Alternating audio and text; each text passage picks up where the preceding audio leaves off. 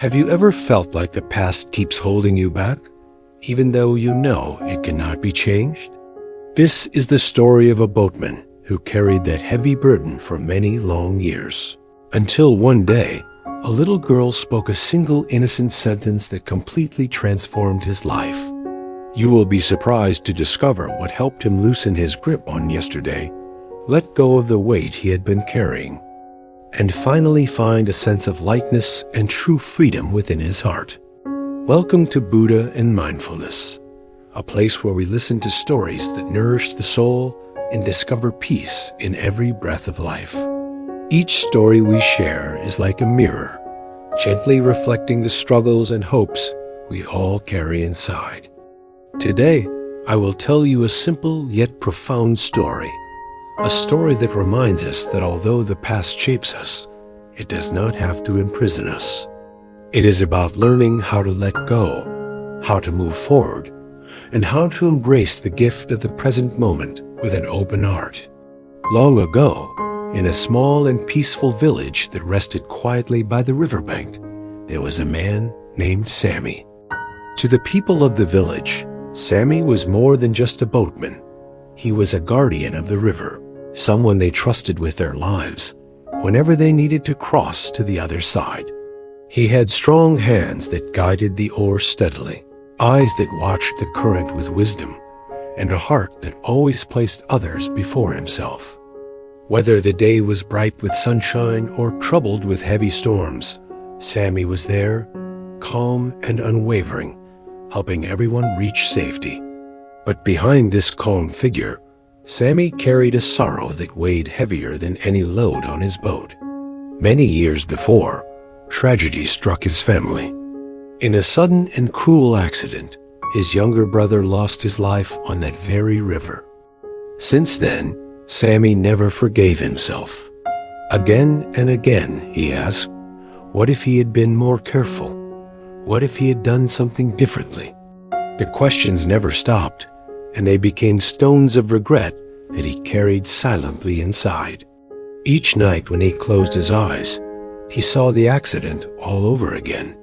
The sound of rushing water echoed with the voice of his brother, a voice that haunted him, asking for help he could no longer give. Time passed, but the wound remained. Sammy moved slower, he laughed less, and eventually he stopped laughing altogether. The villagers noticed.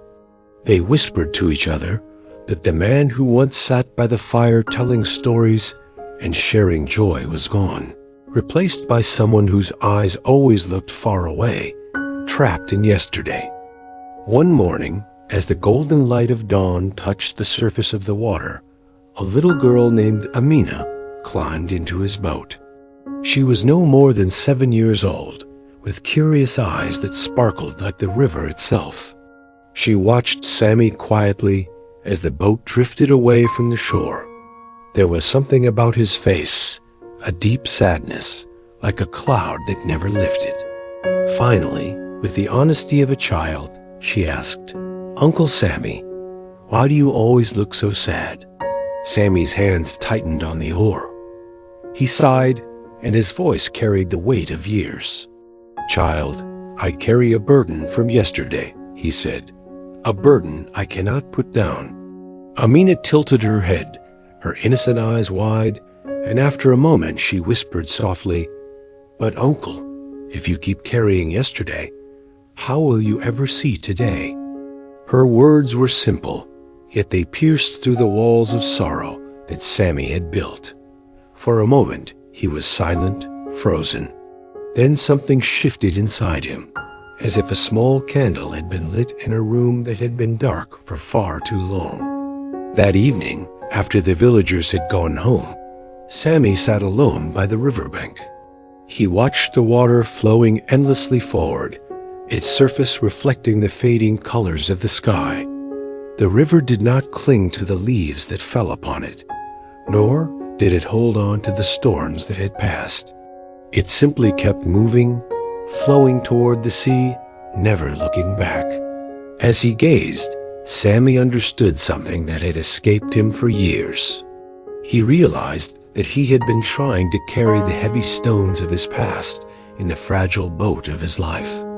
Every memory of guilt, every regret, every moment of what if was like a stone he refused to release, and those stones had nearly sunk him. Tears welled up in his eyes, not only of sorrow, but also of recognition. He finally saw the truth.